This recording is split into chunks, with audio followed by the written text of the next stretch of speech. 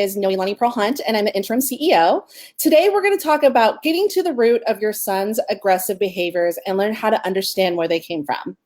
Tosha Schore is joining us today, and she has an MA, and she's a hand-in-hand trainer, parent coach, and writer. She is a co-author of Listen, 5 Simple Tools to Meet Your Everyday Parenting Challenges. Tosha is a mother of 3 boys and an advocate for boys and their families worldwide. She is committed to creating a more powerful world, or a more peaceful world, one sweet boy at a time, by supporting parents to care for themselves and connect with their boys deeply, setting loving limits, and play wildly. I'm really excited to have Tosha on board with us today, so why don't we get started and bring her in. Hi, Tosha. How are you? Hey, Noelani. I'm good. Thanks for having me. Of course. I'm so excited to have you here today. This is a great topic to talk about. My favorite. Good. I hope so. You got 3 boys. So why don't we just dig in? So why boys? Why are we talking about boys and their aggressive behaviors? Yeah, I'm glad you're asking me because this is one of the most common questions I receive. Well, I have a girl. She acts aggressively sometimes too. I get it. The reason that I focus on boys is not because there are huge innate differences between boys and girls, but rather because we treat boys very differently than we treat girls as a society. And when I say as a society, I have clients all over the world. I feel like I can say this, that this is true for pretty much any society, at least any society that I've encountered. We still have some really, really old school behavior patterns as parents and as adults, and beliefs that we have in boys, some of which, all of which I think, or most of which I think hurt them. Mm-hmm. And the ones that I kind of hone in on are this belief that our boys still need to be like the traditional male, strong, and any sort of little sign even of showing any belief that's, or any feeling, that's a little bit feminine, that's labeled feminine. So like, vulnerability or sadness, disappointment, those types of things, our boys just get shot down. Mm. And as I see it, and I like to just tell my story of why I started focusing on boys, because I think it just kind of helps put things in perspective. And that is, one day I was just sitting at my table having tea, reading the paper. Don't worry, my boys were a bit older and they were off to school. It's not like I'm just lounging around. Which is okay if you were too. Sometimes we need a break. So absolutely we do, but I wasn't there yet. Now I could do that, but I wasn't there yet. And I was reading the paper and I was just noticing that it was just one pathetic headline after the next, rapes and murders and terrorist attacks. And they were all, everything that I was reading that day, it was all these acts were perpetrated by men. And I had this aha moment where I just thought, you know what? Every single one of these men, terrorist, rapist, murderer, whatever he was at one point just a sweet little boy. And I started asking myself, like, okay, what happened? And I'm not naive. I know that there are a lot of factors that go into what makes a person. But what I wanted to do is figure out what was in my power to do to help the situation improve for boys and girls. And I feel like, I grew up as a feminist. I am a feminist. I grew up with a single mom. And I never thought much about boys until I had, one of my own and then another one and then another one. And it was like, okay, like, I want to be part of the solution. I have a real responsibility to raise these boys in a way that's going to help this world be a more peaceful place. And so I just made it my mission to help others do the same for the good of us all, boys, girls, men, women. Well, that's fantastic. And thank you. I think that this is a really important topic. Like you said, a lot of times boys they have to push down their feelings. And there's a lot of stuff that comes up with these types of, situations that they're in. And I really commend you for taking it upon yourself. And, you have a really unique situation. And I thank you so much for sharing it with us. So why don't we dive in a little bit more and talk about when boys get aggressive? Parents often worry that there's something seriously wrong with their sons when they get aggressive. What would you say to those parents? Yeah. So first of all, I'd say there's probably nothing wrong. And one of the things that gets really, really hard for our boys when they're struggling with aggressive behaviors is when we're worried about them. So one of the steps in my 5-step process that I teach about is to really care for ourselves. So we are really well positioned to support our boys. Because if you just think about it, let's say like a boy's having, he hits his brother. He's like flipped out over something. His brother took his toy. He's flipped out and he goes to like hit him. If we flip out, we're just adding sort of lighter fluid to a campfire, if you will. Noelani, are you still with me? I am still with you. Because I lost your photo. I am still with you. I'm just I'm trying to see if I can, I want to make sure that people are hearing me. Let me see if I can see anything here. Can somebody just, looks like I can see live comments. Yeah. Can somebody just let me know that you can hear me? Because Noelani seems to have disappeared on me. Julie and Julie, can you give us a thumbs up? Can you Someone just type into the comments, yes, I can hear you, and I'll continue. Okay, I can hear you. Thanks, Emma. I've lost my interviewer. Okay, good. You can hear me. So let me see. Where was I? I got a little discombobulated here. Oh, so if we thinking, oh, Noelani's there. Okay, my screen is black where she is. I can't see her at all. Okay, perfect. Odd. Okay, sorry about the tech difficulties here. So what would I say about a parent worrying that something's wrong with their child? So no, nothing's wrong with your child, and I'll get back to this in a second. But the piece that I wanted to start with was to say that it is important for us to not flip out. Okay, because when we flip out, going back to my example, if this boy's flipped out, like his brother took his toy and he's like going to punch him, and we flip out. Imagine what he's feeling, okay? He's just overrun with emotion. He's bursting with emotion and upset. He doesn't want to be in this horrible place, but he is, that he's feeling out of control. And what he really needs is to help, is an adult to come in and help kind of bring calm to the situation. And if we're throwing oil on the fire, we're doing exactly the opposite. And what ends up happening is the aggression increases and he ends up feeling worse about himself. So we want to be sure we're caring for ourselves. And the other thing I want to say about that is that aggression, in our society, we look at it as something, really, really horrible. If a child hits somebody at school, they can be suspended for it. Really, really, kind of harsh consequences a lot of time for aggressive behaviors. But in fact, aggressive behaviors are just another way that kids show us that they need help. It's just another way that they're calling for connection, that they're letting us know life's not going so well for me right now. I'm feeling out of control. I need help. And we would just be really, really be doing a service to our kids if we could answer those calls rather than punish them or push them down. So I don't know where Noelani is. I can't see her, but I can see the live comment. So Caroline, I see your comment that you say, my son slaps me and then laughs. Okay. Yes. So first of all, I'm sorry. It's a hard situation, and I don't want to make it sound like it's just, easy, no big deal, whatever. I get it. I work with parents whose, son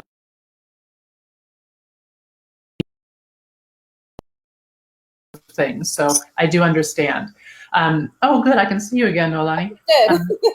So one of, and maybe this is a good, Caroline, I want to answer your question, but I think maybe like a kind of a segue into it would be to tell you a little bit about the 5 steps that I talk about in terms of being able to help our son, because there's no magic pill I can give you. But what I do want to say is that we need to, if we're seeing this aggressive behavior as a call for help, which is in fact what it is, then we need to play adult, even if we're not feeling like adult in the moment. And that gets back to the caring for yourself piece. We need to play the adult and do whatever it takes to make the behavior stop. The trick is that we want to do that lovingly and we want to do that peacefully. So the first step that I talk to parents about is setting yourself up for success. And that's really, I like to say, getting yourself into good parenting shape. And hand-in-hand parenting teaches about listening partnerships as do I. There are lots of resources on their website to teach you about that. And Noelani can point you in that direction afterwards. But essentially, I don't care what it is that you do, but you've got to have support. Parenting is not a hobby. It's not something we do by the way. It's an incredibly difficult job, and it's not a job that's meant for any of us to be doing alone. So you need to be either a part of some community, or you need to be going to your therapist or chatting with your girlfriend or your guy friend or whatever it is, journaling.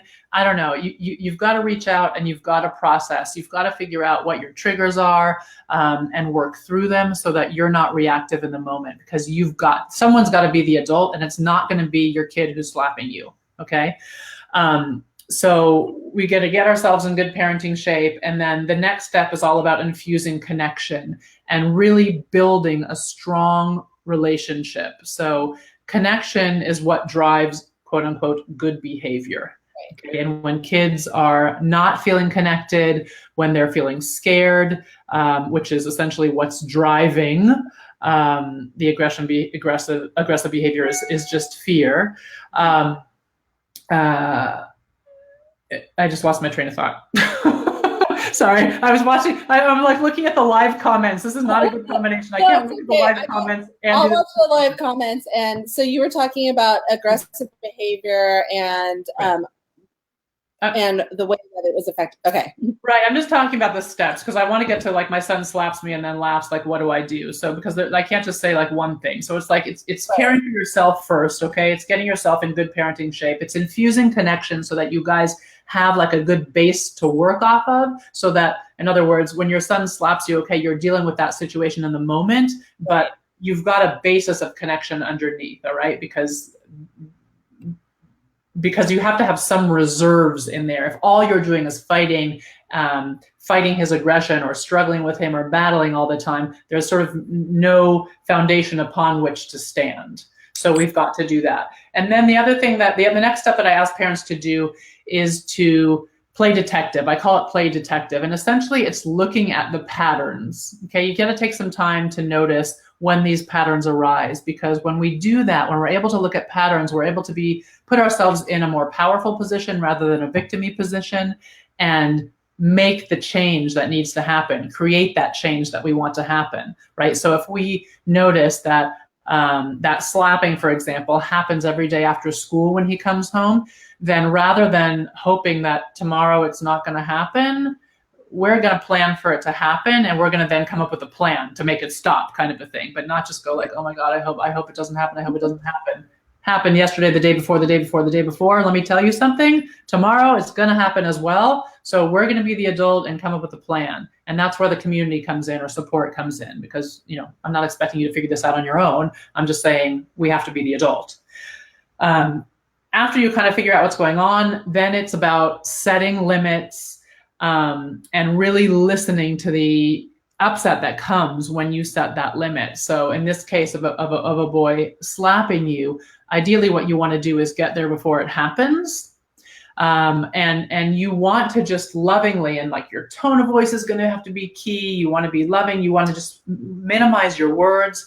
You can just say, and if you're familiar with hand-in-hand parenting, you've probably heard this phrase before, but it's amazing. And if you start doing it, it will turn your world upside down. It will rock your world totally. You just say, sweetie, I can't let you do that. Mm-hmm.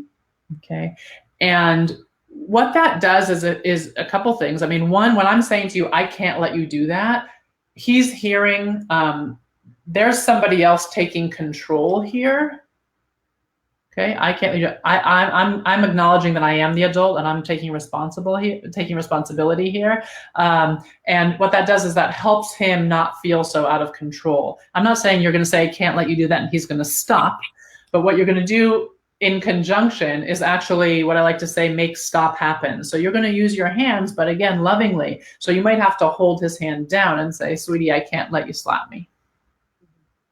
Okay, it's not a time for lecture. His brain isn't in thinking mode. It's not a teachable moment, but you've got to make stop happen. The thing is that we mistake these behaviors for like, my kid is bad, or my kid is in trouble or mean or manipulative or trying to hurt me or trying to make my life difficult. And then we start spiraling down into a bad place. Instead, I want you to think like, my kid is scared as hell. He needs help. And, if you think about how you feel when somebody's scared, I mean, let's say, you just think in any situation, if you have a friend who's scared, if a child who's scared, I mean, let's say you're walking with your boy and a dog starts barking and he gets scared. You want to go comfort him. You acknowledge that he's feeling scared and you want to help. Mm-hmm. If you can kind of conjure up that image with the aggressive behavior, it's the same thing because it's essentially fear coming out in a different kind of a way. Okay, so if we can, in our minds, realize, okay, this is a scared boy and he needs help, then we're less likely to react in a harsh kind of a way, and be able to move in lovingly. Just bring that loving limit either with your hand or with your words together, but very few words. And then just listen to the upset. So something is underneath that aggression. Something is driving that behavior. And the reason that I don't advocate, punishing or giving rewards if they can not act aggressive for any certain amount of time is that it's not getting to the root of the problem. Right. But bringing a limit does allow us to get to the root of the problem if we're willing to let our kids feel whatever they feel about that limit. Okay. So I'm going to stop my boy from slapping me and he's going to, try to fight or scream all sorts of horrible words at me, how I'm like the worst mother ever. And I'm going to keep it totally rated G because we're on Facebook. But let me tell you, I've heard it all and it's way not G. It's more like R and X and I've heard it. So if your boy's calling you all those things, you're not alone. Just try to, it's just words. I'm not worried about the words. If you can just listen after you've brought that limit and allow him the explosion while keeping everybody safe, he'll move through it. And these instances of aggression will peter out over time. Caroline, thank you so much for your question below. And I'm going to have Julie Eidelman, who's our Director of Marketing, answer some more of the questions in regards to food allergies and maybe some other ways that Hand in Hand can support you. Down below, if you want to ask some questions, we'll definitely be able to answer them. We have a question from Dawn Marie. She's got a 7-year-old son who hits her and their dog, usually when he doesn't get his way. They've been working on connection while setting limits and trying to stop it before it happens. And she's been following the hand-in-hand training, so hopefully it gets better. Her question is, what do you do with grandparents who say, it's okay, just stop that noise? What do you do to kind of get everyone on board? And he's a 17-month-old. 17-month-old, yeah. Okay, yeah, what do you do to get everyone on board? This is a good question. So, I guess one idea that I'd like to throw out there is that we don't have to do things the same all the time. I think there's a fallacy out there, this false belief that if we're, practicing this hand-in-hand parenting philosophy, then we have to do exactly the right thing all the time in every situation. Well, not every situation is going to call for the same response.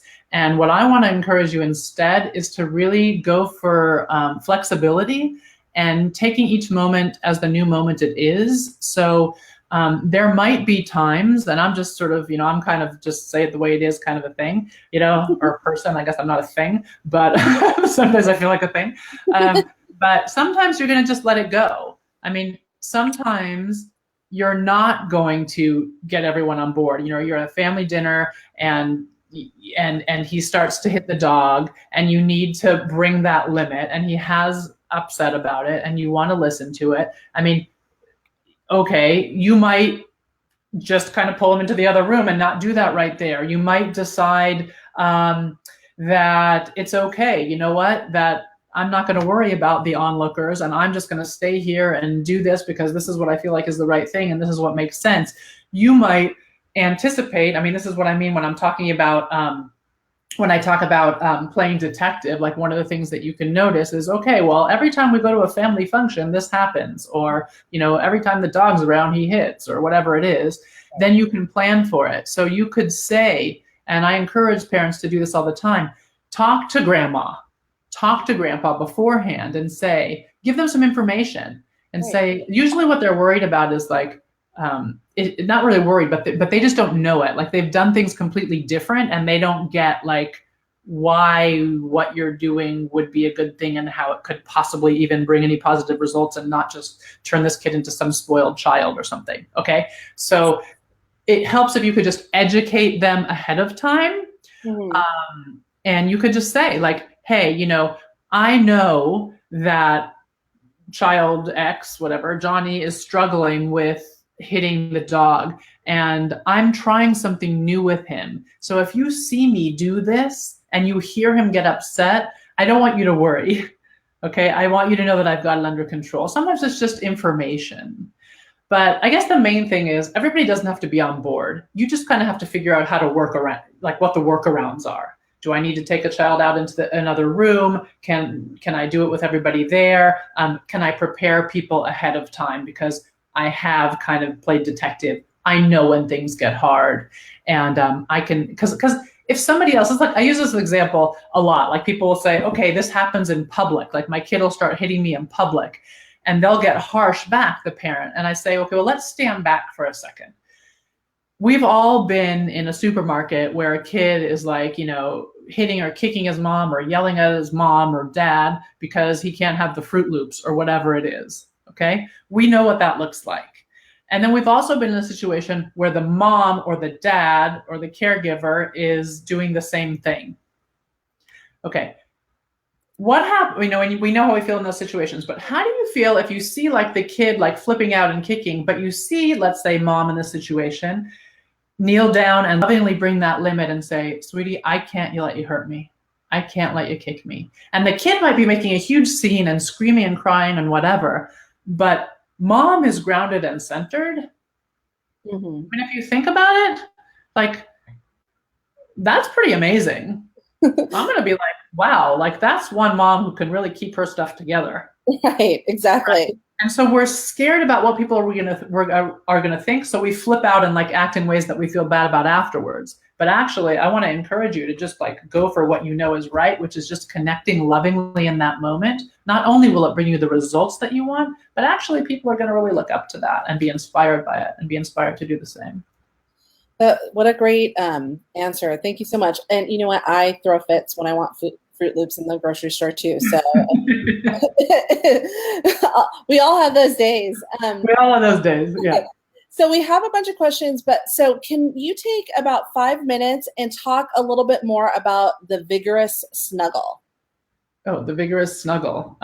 Sure. Let's see. What do people want to hear about it? Well, we haven't really talked about play much, but one thing that happens, one thing that I think people are often surprised about with aggression, and this is the 5th step that I didn't get to, is, and I call it play like your life depends on it, because it kind of does.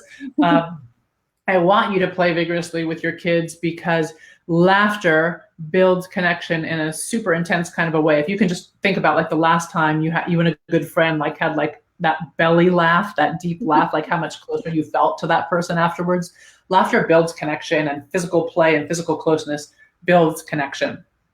So vigorous snuggle is kind of like a way of doing that. And people have a real aversion to moving towards their boys when their boys are acting aggressively because it feels like a reward, but it's not. It's, remember we said it's a call for help and connection. So if you're going to accept that it's a call for help and connection and you're going to play adult, even if you don't feel like it, then play is a great tool to use.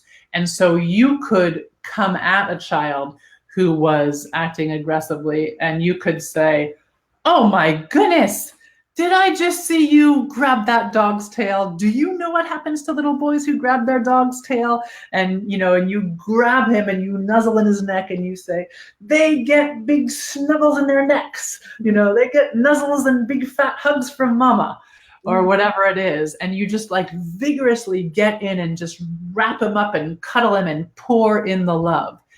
It's not a reward for bad behavior. Okay, it's a plea for connection and an offer of connection to a disconnected child who will be able to transform his behaviors once he feels seen again and loved and connected and not scared. So by holding out like that's a reward, we're making life much more difficult for ourselves than it needs to be. Right. That's great. And just so everyone knows, I am definitely paying attention to everything Tasha's saying. I'm also reading all the comments. So as you see my eyes go up and down, it's not that I'm not listening to her, just so everyone knows. So we have a really great question here from Carla Louise. She says, my son is nearly 3 years old and has started pinching sometimes if he doesn't get his way. He says he is cross and folds his arms and it might be because he's not allowed to do something because it's dangerous, or if someone sits where he wants to. It's not too often, but any ideas on how to react would be great. He's incredibly quick when he does it and sometimes runs off before I can get to him. Mm-hmm. Yeah, well, this would be an example where you could start with some play, right? You could do that. What? Was that the pinchy monster just come out of here? Hang on a second. Did I see you pinch, And then you can sort of come at him with your little pinchers. Is this the lobster game? Is there a lobster in the house? And sort of go with your pinchers towards him or something like that. Again, it's not rewarding. You're going for laughter. See if you can figure out what makes him laugh. It lightens everything up, right? It essentially is like relieving the pressure in the emotional center of your brain or of his brain so that his thinking brain can come back online. So I definitely would use play there. There was something else I wanted to say. The first part was that, what was the first part of the question again? The first part of the question was that her son pinches, and it's usually when he doesn't get his way or he can't do because it's dangerous, and he's super fast. So he pinches and takes off. Right. Okay. So just know that he's doing this so that you're prepared, so that you can kind of prevent it if you can. And the other thing that I want to say about that is that part of what these behaviors, like, okay, let me give you an analogy. If you can think about like a boiling pot, right? You have a boiling pot. You can keep kind of trying to shove that top on that pot for a certain amount of time, and at some point it's going to explode. And it's kind of the same with our boys and their feelings, right? So if you imagine him, let's just say, he's a preschooler and he's going to preschool and stuff happens all day long. Somebody cuts in front of him in the line when they're going out to recess, or he was going to play with a toy and someone got it first, or he went up and wanted to play with somebody and they excluded him. I mean, they didn't have what they wanted for lunch. I don't know. You cut the sandwich, diagonally instead of straight across, whatever it is, a million things happen, little things happen, and he's sort of got all these feelings piling up in this boiling pot. Okay, so when he gets home, like we've almost reached boiling point, and then he wants to have spaghetti for dinner, and you say, well, sweetie, we already made lasagna tonight. And that's like the straw that breaks the camel's back, and the water starts boiling over, and that boiling water looks like a pinch. Okay, so be prepared for it. And I think what I want to say is that there needs to be some space for that steam to come off. So you could preempt it by doing some vigorous play. You could up the play in general will probably help reduce the incidents. So if it's like games of tag where you're not quite catching him, but it gets him laughing, or pillow fights or whatever it is. Those would be some really good things to try. Yeah, that would be where I would start. I mean, but I want to just emphasize that the healing happens with the release of the emotion. And when I say healing, I mean healing from all the hurts that have happened, that that he's piled up, like that in that example that I just gave. Like, he's got to heal from those hurts, or it's going to come out in these other behaviors. So you've heard Hand in Hand talk about the tool of stay listening, and essentially one way to allow a child to have a safe place for stay listening is to bring a limit around the pinching. I can't let you pinch me, for example, even if he already did it, and then you're like, whoa, sweetie, I can't let you pinch me. And that will probably be enough to allow him to cry or have a tantrum or something. And if we can remember that that's actually a good thing, that's what's going to allow him to stop the pinching. That's what's going to allow him to get back to his sweet self and sit down and eat the lasagna and notice that it actually tastes good, and it doesn't matter, that's not spaghetti or whatever. That makes sense.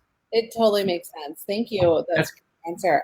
So we have another question from Hanin. Mm-hmm. She's having a hard time liking her boys right now. They fight all the time, really. all the time. They're doing a starter class right now, but oh boy, it's so hard. And they have 2 girls too. So it seems much easier because they're because they're more verbally aggressive than physically aggressive. Mm-hmm. So it's interesting. Some people actually find the verbal aggression much more challenging than the physical aggression. So it's just all about how we are. So you're pointing to yourself. Yeah. It's kind of all about how we got hurt and our own experience. Our triggers are all different. So, but I want to just say that I'm glad you're saying you feel like you hate your boys, because probably if everybody on this call or on this Facebook Live were being honest, we would all raise our hand if I said, have you ever felt like you hated your boys? I have felt like I hated my boys. I don't hate my boys. I love my boys, and I know that you do too. But we also need space to just feel like we hate them. Mm-hmm. It's okay. It doesn't mean you're a bad mom. It doesn't mean that anything's wrong with you.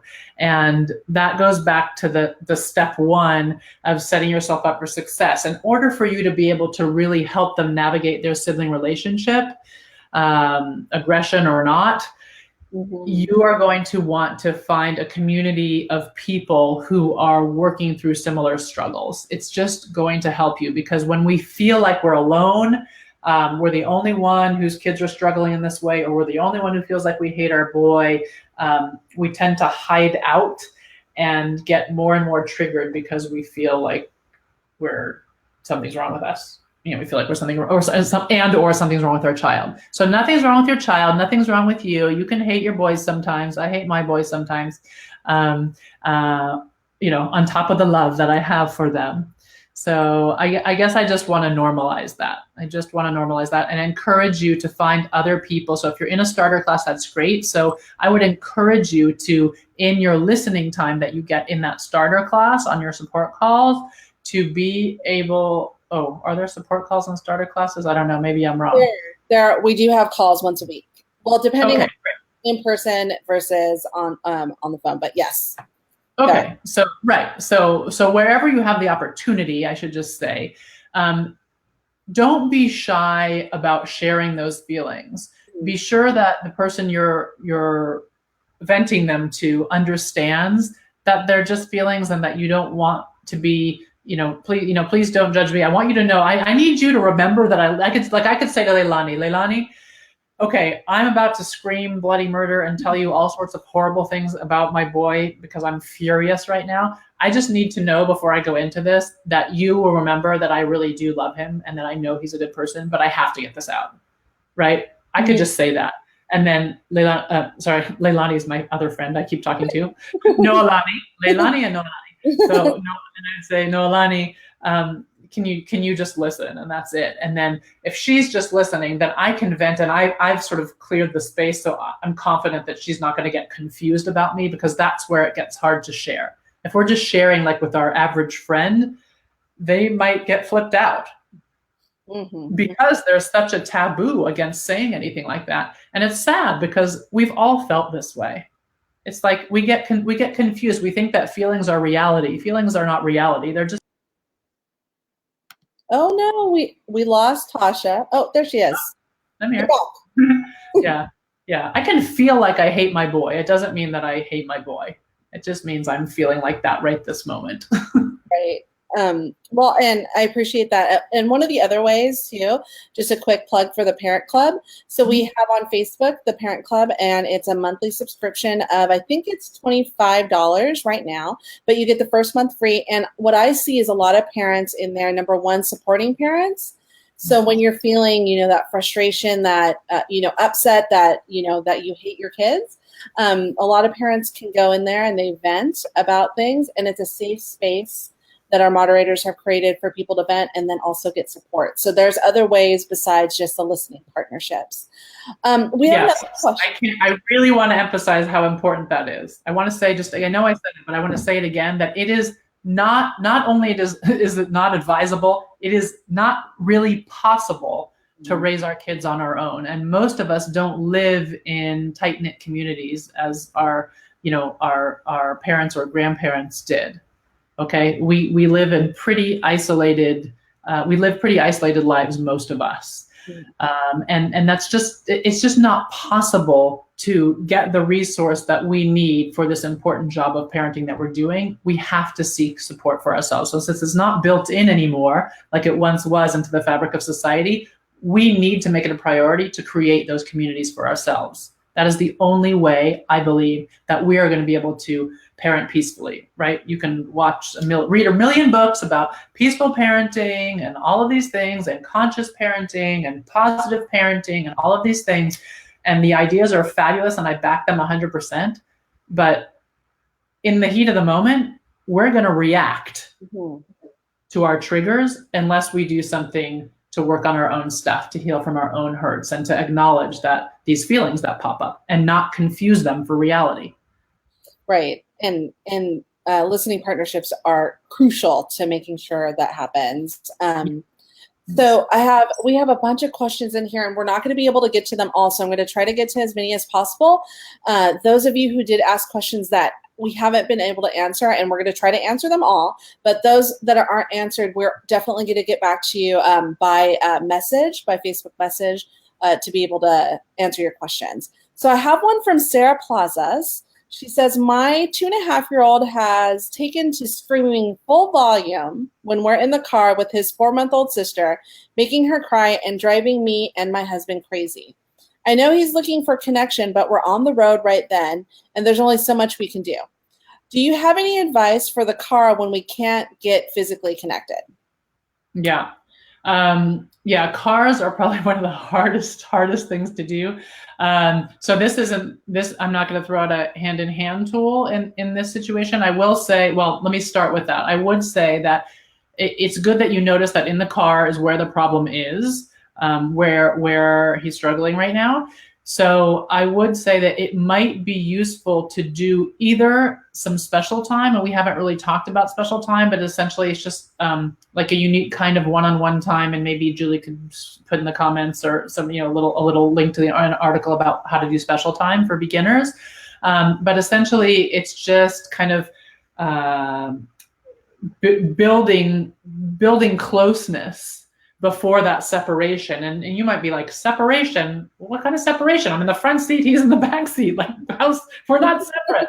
But to him, like, we can argue, but to him, if it feels that way, it's just a feeling. You can't argue with a feeling any more than you can argue with, a preference for chocolate over vanilla. There's nothing to argue about. It's the reality, it's what he's feeling. Mm-hmm. So it might be really useful before like car rides, if you could do even just 5 minutes of one-on-one special time with him, that might help.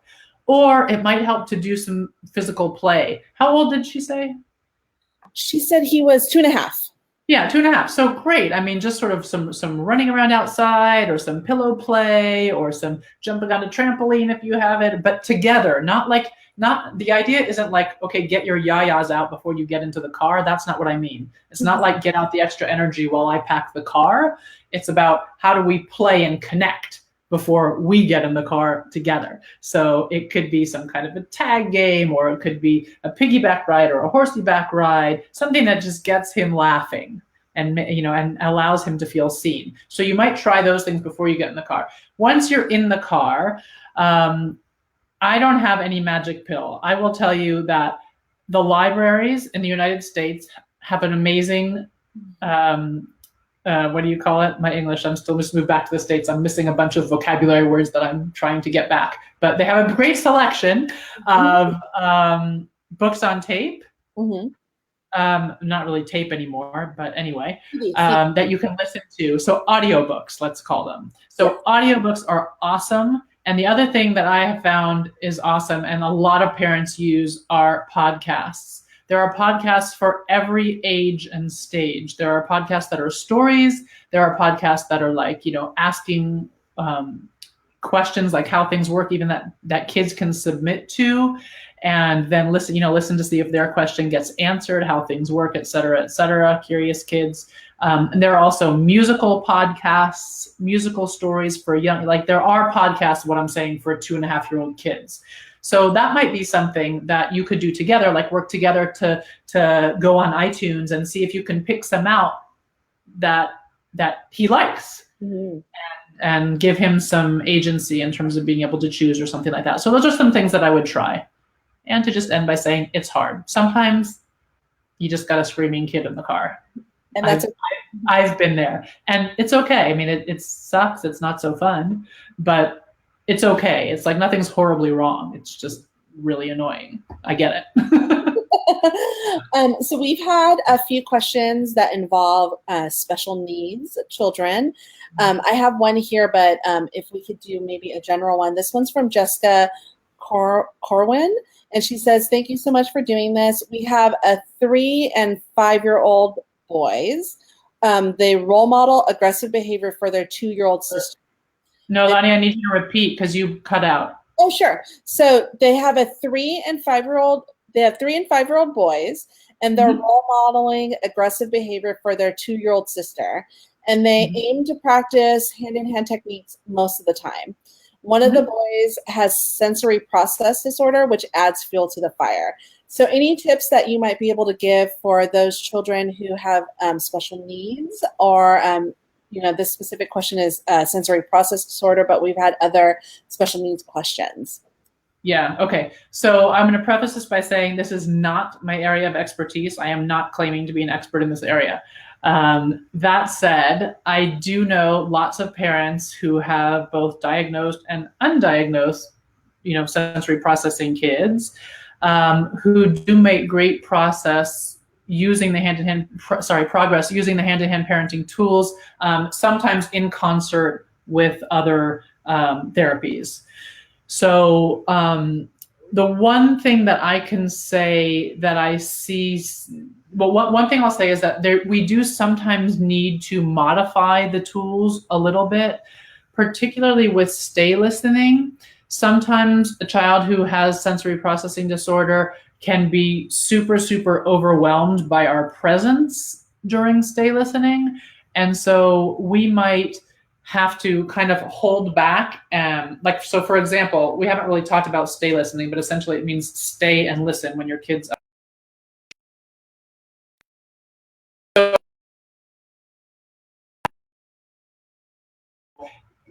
with a sensory processing, a boy who has sensory processing disorder. I thought they call it disorder. It sounds bad. It's just whatever. Sensory processing issues. I don't like disorders. That just feels like, wow. But anyway, I don't know what everybody calls it.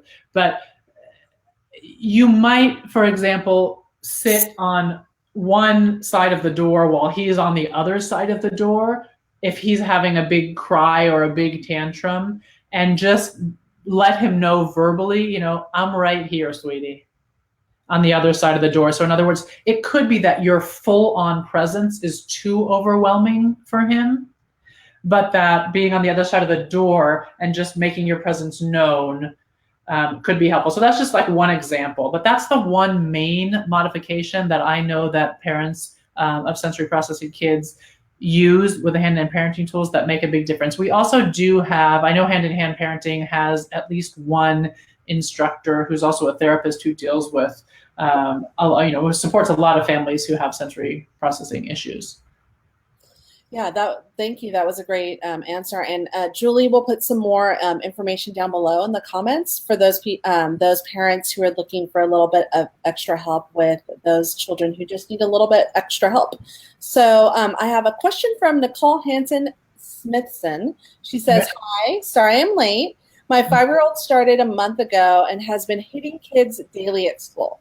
The classroom is in chaos due to 4 boys running wild, one of them being my son. He also refuses to participate in class. How can I help him? Oh yeah, this is the beginning of school. This is the beginning of kindergarten, it sounds like. Yeah. So this is a big complicated question, but totally answerable. Essentially, I would do all of the things that I've talked about so far. First of all, if we talk about mindset, I want you to remember, one, that he's just calling for help. He is not a bad kid, okay? So, if I could say one thing, it's do not let him get labeled as a bad kid. I understand that things are in chaos because of these 4 boys, but he is not bad. He's just struggling. We need to change that mindset. Otherwise, we're coming at the healing process from, let's just like kind of an energetically not a very good place. Okay. Yes. So he's good. He's doing the best he can, and that best isn't good enough. So here we are. We get to play adult. What can we do? For one, I would be in contact with the teacher. I would find out what's going on, find out as much information as possible. I would come to the teacher from the perspective of, hey, I get that he's really struggling. I know we both have the same goal of helping him thrive and helping the classroom, run smoothly. I would ask, do you have any ideas for things? I know you have a lot of experience in the classroom. Do you have any ideas of things that we could do to help, sort of curb this behavior, help things go better for the class? Throw the question out first. And then offer your ideas. And essentially, it's always going to come back around to connection. And again, it's going to come back around to the adults needing to make stop happen. Okay, there should not be 4 kids running around in the classroom. Somebody needs to make that stop without sort of saying you're a bad kid, but to actually just, come up to your son and say, I can't let you run around the room. Now, it might be that there's not enough staff. And this is something that you have to address. 5 is super young to be in school. Okay. A lot of times what happens, and I see this so often with boys, is that the expectations that schools have for them are just not expectations that they can meet. So you want to investigate that.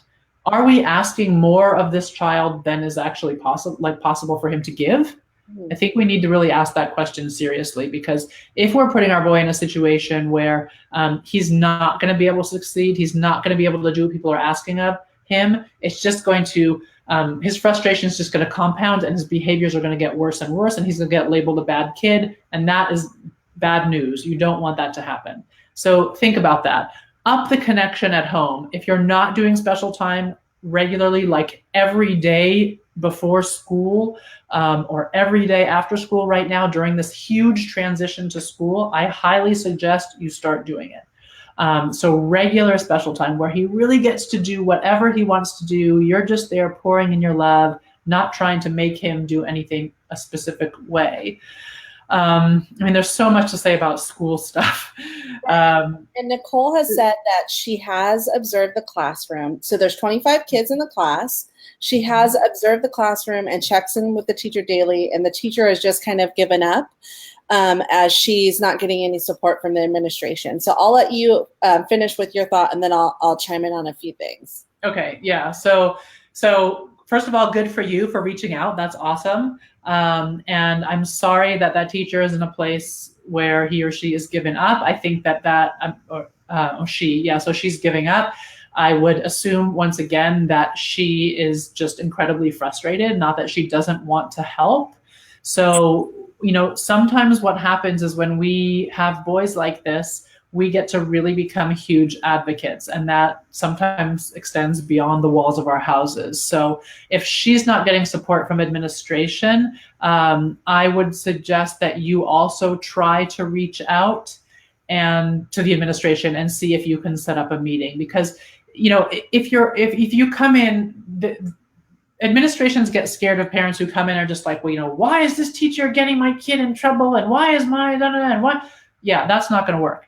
But if you come in from that, that loving place that, nobody's in education to become a millionaire. Like, they're in there because they love kids and they want to make a difference in the world, right? So if you're going to come in with the idea that I want to help, I want to see what we can do to help these boys thrive. I see there's a problem. Like, let's figure this out together. I bet there would be other parents who would also be willing to hop in on the project with you and do some grassroots work. Like, what can you do? There's certain things, like, for example, I don't know if she's using one of those, I forget what you call it, those thermometer, those up downs, up for good behavior, bad for down behavior. Those things seriously create anxiety in young kids, for reals. Okay? Yeah. So there might be things that are going on in the classroom that are contributing that could be fairly easy fixes. It could be just if she could start really connecting with each of them as they come in the door with I've seen teachers who have unique greetings or handshakes or whatever for each kid, or a couple of the kids, or just a high five or something that they can be seen.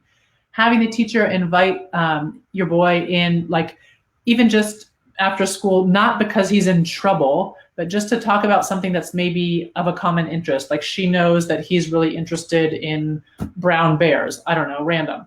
And she was at the library and saw this book, and she's like, hey, you know, I know you love brown bears, and I saw this book. I wanted to know if you wanted to take it home. Those kind of things help him feel seen.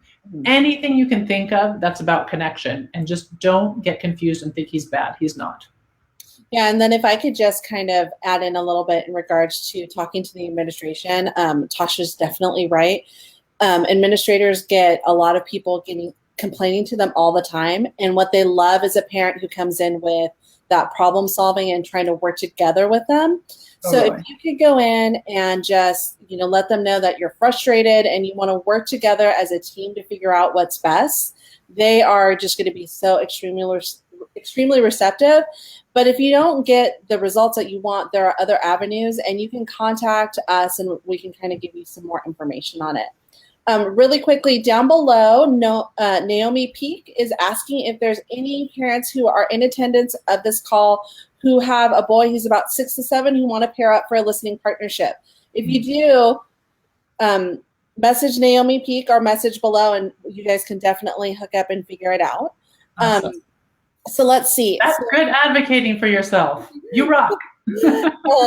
I know. So it's so amazing. So we have a ton of questions, and we're definitely not going to be able to get to all of them, but let me get to one that kind of covers a few questions. And it says, my 5-year-old son is a calm boy, but his friends are not. So I'm concerned about how to manage the probability that he will learn to behave like the others. Yep. Well, you take to listening partnership that you don't get to choose your kids' friends. You start there. We just don't. And let me tell you, my boys are 11, 13, and 16. And sometimes I think back because I remember my mom said to me once, I don't worry about you because you choose good friends. And I've thought about that several times in my parenting when I've been in situations thinking like, oh man, I cannot say that to my boys. I don't feel like they're choosing good friends. But then I step back and I go like, well, what does that mean if I'm saying that they're not choosing good friends? Because really every kid is good. And I think that you're actually in quite a powerful position if you have a boy who's pretty mellow and his friends aren't. I mean, the opportunity for, I think I would switch it around, and the opportunity for him to also have an influence on them and for you to have an influence on them is great. If they're over at your place, you get to keep whatever house rules you have. You get to respond to them lovingly, and maybe something, maybe differently than they're getting at home, for example.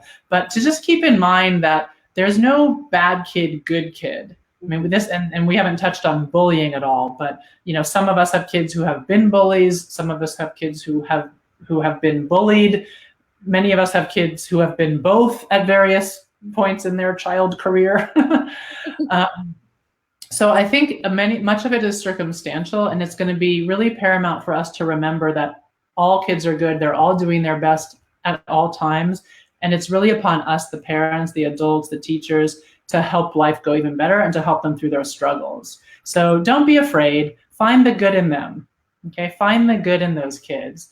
They're wild. See if you can get in and play with them. If they're over, you're on the schoolyard. Sometimes it's like you worry because you don't know, right? It's like we're scared of people who we don't know. They look different from me. I don't know what they're like, But once you get to know somebody, your perspective completely shifts. So I would say, if the kids are all playing together on the schoolyard after school or at your house, dive in. They're playing tag, dive in and play with them. They're playing, shoot whatever tree branches at each other. Go play, shoot tree branches at each other with them. Get in there and be a part of it and see what's going on. Yeah. Great, thank you. So we have a couple minutes left, so I wanted to give you some time to talk a little bit about the classes that you have that are coming up. I think in October, right? Me? Yeah, your classes. Yeah. If you want to talk a little bit about them before we go, and then I'll just say a few things too. Yeah. So what we have coming up in October, and I think we're going to open doors the 5th of October through the 12th, I believe. We're going to be opening doors for my online course. I have an online course called Out with Aggression. a step-by-step practice to stop your boys' aggressive behaviors and lift your parenting confidence. And we talk about all of these things that we've been talking about here. And it's really a step-by-step, go at your own pace. You keep the course forever. You can download the worksheets, you can download the videos, you can listen in your car on the way to, on the way home from drop off, on the way to work, whatever. So I try to make it really, really simple and break it down into little bite-sized pieces. And the thing that I'm super, super excited about is when I first put this class out a year ago, I offered just 6 one-hour Q&A sessions, but I've decided that I'm going to just go all out and make them weekly because, well, for one, I really love talking to you guys. And I like to kind of be in the trenches and hear what's going on and really be able to, really be able to kind of have a back and forth and help you in your specific situation. And I know not every situation is exactly the same. And also because I really want to get you results. So I'm not about saying there's only one way to do anything. I'm about what works. If you're here and you want to get here, then I want to give you a roadmap to get there. And that's really what I think I've done with Out with Aggression. So yeah, so you'll be hearing more about it through Hand in Hand, in the next few weeks for sure. And I would love to have any of you in it who are interested. So there's the online piece, and then like I said, every week there'll be an hour where you can ask me questions. Great, thank you. And there's a link down below for Tosha's class. I know that we weren't able to answer everyone's questions, so we're going to take some time out, the staff and some of our certified instructors, to take time and answer some of the questions you have, so you'll see a direct answer from us in your messages. I want to take a couple seconds out to just plug a few of the things that we do have going on at Hand in Hand. We are a nonprofit, so we are fundraising throughout the year. We would love any support that you are able to give us. We're in our 4th quarter, and 4th quarters for nonprofits are always the most difficult. So please go to donate. Julie will put a little link below if you're interested in donating. We also have our really exciting parent club that we released back in July. It's one of our ways to give back to the Facebook community wide. It is a subscription, a small subscription. I call it the 5 Starbucks a month subscription because it's $25, and you're able to get all the support you need as a parent, and then some from a large group of people. And our moderators, Kathy Gordon and Emily, are fantastic. They've created a really safe space for parents to really voice frustrations they're going through, ask questions about the hand-in-hand techniques, and it's just fantastic. So we hope to see you either there in the parent club or with Tosha in her on her classes. It's been great seeing you guys, and we'll see you guys soon. Have a great day, everyone. Can I just say goodbye to you? Yeah, go for it. Bye, Tosha. Yeah, Thank you. Yeah, I just want to appreciate each and every one of you for taking the time out to join me here. I know I don't get to see each of your faces, but I appreciate the comments and the questions and your commitment to helping life go well for your boy. Great. Thank you, Tosha. And, thank you, everyone, for being here with us. And we'll see you next time. Bye-bye. Bye, you guys.